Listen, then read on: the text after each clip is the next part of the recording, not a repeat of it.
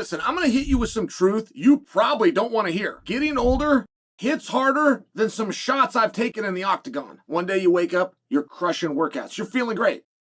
Another day you wake up, you're sore, you're stiff, your hair's thinning. But I'm here to tell you, aging does not have to suck. That's where Bubs Naturals collagen peptides come in. So your body's naturally will stop making collagen in about your mid-20s. Collagen is the protein that holds you together. It's literally the glue of your body. But with Bubs, you're one step closer to smoother skin, better recovery, stronger joints, and hair that doesn't quit. Guys, it's easy. I scoop it into my coffee. I'll scoop it into my water, whatever. There's no taste. You don't even know. It's just clean, effective fuel. And let me tell you the best part. Bubs is a tribute to Navy SEAL Glenn Bub Doherty, a hero who gave his life in Benghazi, and 10% of profits go to charity. By the way, Health.com named this the best collagen of 2024. Over 100,000 customers already trust it, including me. So here's what you do. Go to bubsnaturals.com. Use the code Chael. That's going to get you 20% off. Or just click on the link below and at checkout, let them know our show sent you. Michael Chandler gives his prediction on Islam versus Jack. I don't think this is going to be what you guys expect. Let me read this to you, but... All right, this is Michael Chandler talking. Going to be the Jack Del Maddalena's great striking abilities and his takedown defense enough to stop the onslaught of wrestling that Islam's going to bring.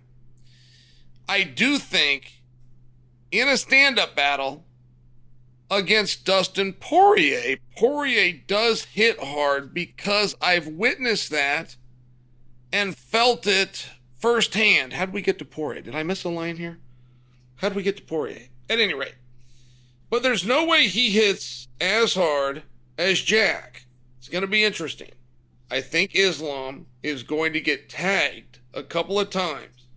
And I think we're going to see if he goes to that wrestling quickly. But I think Jack is a monster. I give Jack the slight edge in this one. So Michael Chandler picked Jack. Did that surprise you? That's not where I thought that was going to go.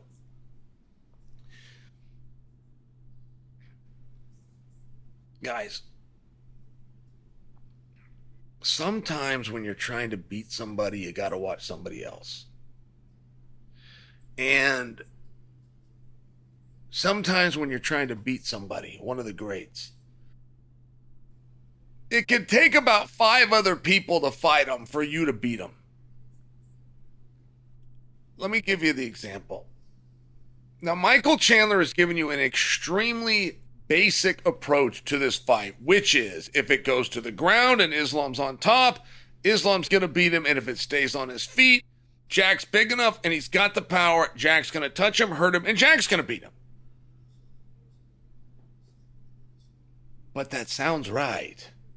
I mean, it would be a really big surprise if Jack won because of his grappling, or if Islam won because of his striking. Like, Chandler's right. It's just the history of the sport back to 1993. When you have a striker versus grappler battle, history says it favors the grappler. But that history led us right to about 2014. And it started to change. It started to change for a while.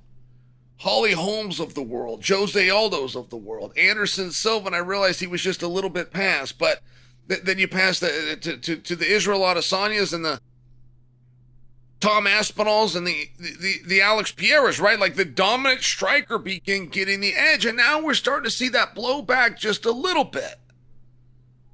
And we're starting to see the Chimaevs.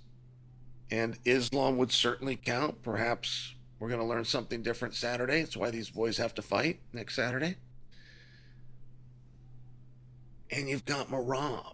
And my larger message in Michael Chandler's breakdown here is actually about Merab. Now, how do I get to Merab from Michael Chandler breaking down Islam versus Jack? Well, when you have a great like Merab. The greats have something different. And that could be John Jones with his reach. That could be Mike Tyson with his... Mike Tyson never had a reach on anybody or a height advantage on anybody. But the greats have something different. Michael Phelps in that wingspan and what he can do in the pool, like Lance Armstrong.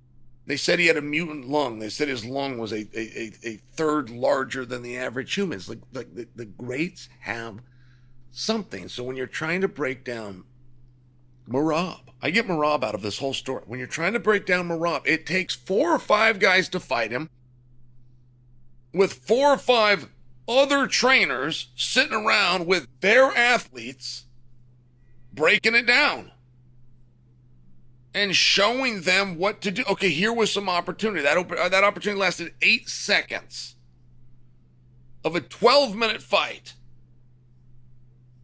This guy kicked the other guy's ass for all of that 12, except those 8 seconds. And then you watch another fight, and there was about 25 good seconds for the opponent.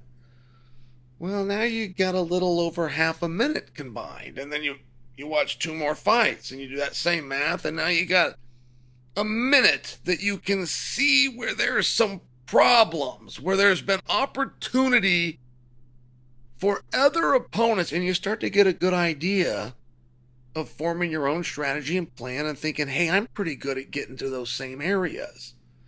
And so it takes 4, 5, 6 or 7, but the one guy that finally comes in and gets the big win and gets all the credit, it took a village. You had a village behind it. And I just bring this to you. If you're going to try to figure out how to beat Merab, and you figure that out, it's the same way you're going to beat Islam. If you can figure out how to beat Islam, you will now have the answer on how to beat Merab. They're the same guy. I challenge you to tell me where I'm wrong. Merab's pace, little higher. Islam's technique, little solider. Little more solid. Little more textbook. But that textbook technique in exchange for that constant offense, their takedown ratio is about the same. And their time on top is the same. And the distance that the fight goes is a little bit more favor of Islam. He finds a little bit more submissions, but Merab's strikes on top are a little bit higher. They're the same guy. Whatever strategy you're going to use to beat Islam, if you can find that and identify what that is, it doesn't matter who did it. Take that, and that's what it's going to take to beat Merab. And I'm only sharing with you, is it as simple as what Michael Chandler says? Michael thinks you can do it with takedown defense and land a few big shots on your feet. Listen, that was Jose Aldo 101. George St. Pierre had the best wrestling offense in MMA. Jose Aldo was equal. It was just defense. Jose Aldo had the best defensive wrestling in all of MMA. I still remember a time Chad Mendes shot on Jose Aldo, and Jose just popped his hips, and it knocked Chad backwards. And I remember seeing that. I followed Chad's whole career. I remember seeing go, I can't believe that just happened. Jose didn't sprawl, he didn't side whizzer, he didn't push the head away. He just popped his hips and he knocks Muscle Shark Chad, he knocks him backwards. So there's ways to do it. Like this whole keep a fight on your feet and then landed a couple of big shots, particularly if you're the bigger guy.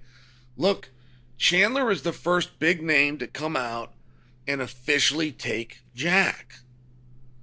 And as this fight's getting closer, I don't know that I'm leaning towards Jack, because I can't get around the fact that these guys know who's going to win. And Jack did not ask for this fight. Jack did not know he was going to have this fight. Jack was forced into this fight. Islam elected to go up specifically for this opponent. Now, what does that mean? Probably means Chael's getting ready to put the curse on somebody.